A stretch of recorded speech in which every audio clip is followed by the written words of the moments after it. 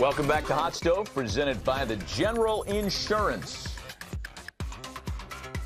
Trout has been the best player in our sport since he arrived. Like Mike Trout should be a unanimous Hall of Famer someday. Future Hall of Famer Justin Verlander. Clayton Kershaw has had an unbelievable Hall of Fame type career. We all know Mad Max, obviously Hall of Fame type career. He's a different beast. Miguel Cabrera is a Hall of Fame caliber player at his absolute peak. That's what Hall of Famers do, find a way to get it done.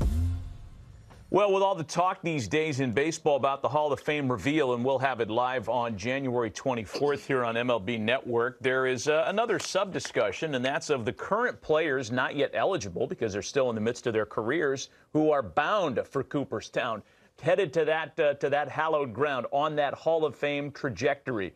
MLB.com's Mike Petriello joins us to talk about that group of players. Mike, good morning. I guess give us a big picture snapshot. In the course of a major league season, are we watching just a few play each year, a ton of guys? Is there a way to quantify how many Hall of Famers potentially play every year? Yeah, I went back to the beginning of baseball history to try to figure this out. And if you go back to the start of history in the 19th century, it's like 31 Hall of Famers per season, but that's not necessarily the time frame you want. We're not caring about the 19th century right now. And obviously you can't go too recent because guys like, let's say, Albert Pujols just retired. It's not even eligible yet. So I like to look at the last one there, the integration era up until the end of the 20th century.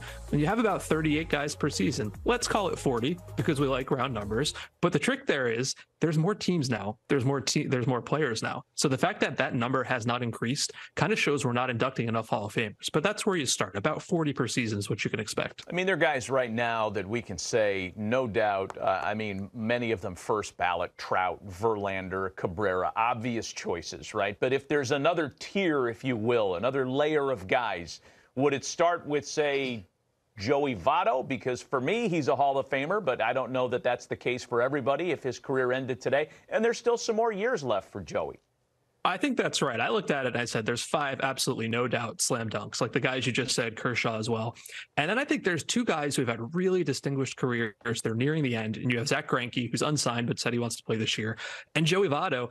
And I think Joey Votto is going to be a really interesting test case because he's going to fall short on some of the traditional stats, right? He's not going to get 3,000 hits. He's not going to get 500 home runs. He's not piling up gold gloves in that way. But when you look at something like, just say, on-base percentage and slugging percentage, he's over 400 in on-base and he's over 500 in slugging percentage. And if you go back to the integrated era and you look at everybody who played 1,000 games, only 16 other hitters have done that. And we're talking about Chipper Jones. We're talking about Jeff Bagwell, Ted Williams. I really think you take that, you throw in the MVP award you won, you throw in the fact that everybody just seems to love him, I think he's going to get in. I would agree. So I got a couple questions here. Clearly, Joey was the prince of process, and it fits fittingly for this time, this era that we're in when sabermetrics really booming. My question is, how will that affect the numbers now? What numbers are we looking at for Hall of Famers that are playing today that weren't going to get 3,000 hits, are not going to win 300 games? So what are we looking for? You know, it's interesting. Depending on the age of the player you're talking about, some of these guys won't hit the ballot for another 20 years, right? So not only have the stats changed, but the people voting on them will be different in 20 years. And I think you hit on something really interesting when it comes to starting pitchers. You can't really compare guys now to, let's say, Bob Gibson, to Walter Johnson, to Nolan Ryan. They're just not allowed to pitch in the same way. And I think that's especially true now that you've got this like most recent tier of kings, the guys like Scherzer, Verlander, Kershaw, who are sort of aging out. Like, other than maybe Verlander, you will never see a 300-game winner again, ever. I'm not even sure you're going to see any 200-game winners. Yeah. So you can't really evaluate them based on that.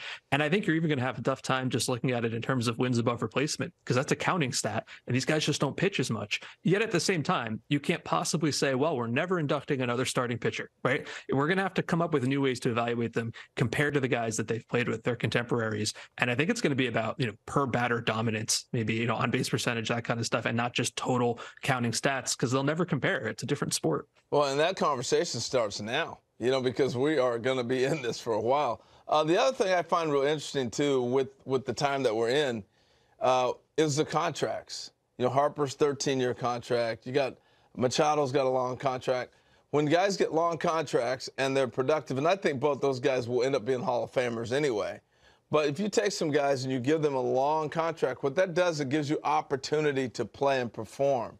So you're going to accumulate numbers. So I almost immediately go, that's a Hall of Fame contract. Yeah, I'm wondering how you view that. Well, and let's talk about one guy particularly that fits that description, Mike, and that's Giancarlo Stanton, right? The long mega contract he signed with the Marlins. He's got 5 years left on that one.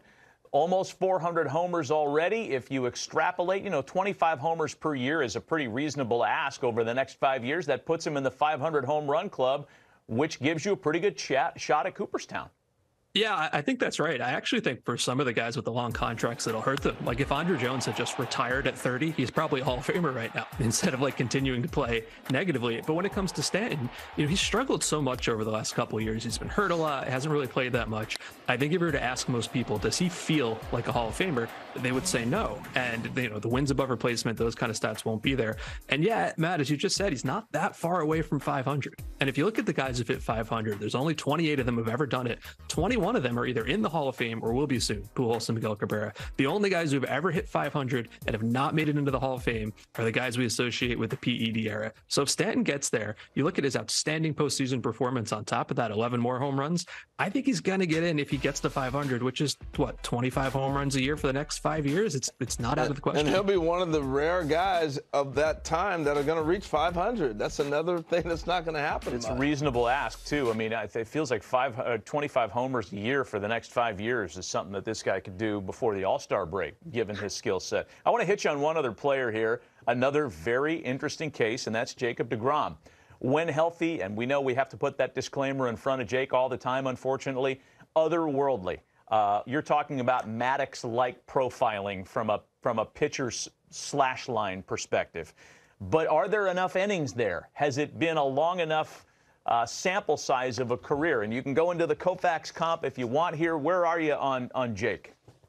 Right now, today, I would say no. But I also think that, the Rangers didn't sign him with the expectation that his dominant days are over. Obviously, they're hoping for at least 1 or 2 great seasons. And if you think about that, if you think about the fact maybe he has one more healthy, phenomenal season and he wins a Cy Young, that would be 3 Cy Youngs. And if you look at everybody who's ever won at least 3 Cy Youngs, there's only 7 of them, right? 3 of them are active. 3 of them are in the Hall of Fame. The only one who's done it and hasn't made it in is a PED guy in Roger Clemens. So you just got to look at his career in the sense he's never going to compile compelling innings totals, ever. He's like a third of the way to Bob Gibson, and he's 35 years old.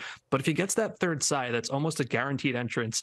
And I think that's a really interesting argument. You're looking at peak dominance or a long-term career. The best guys have both, like Verlander and Scherzer, but not everybody does. As you said, Sandy Koufax retired after 30. He got in on the first ballot. See, but Mike, I go right here. I think he's the litmus test. I think he's what we're talking about with this generation of players.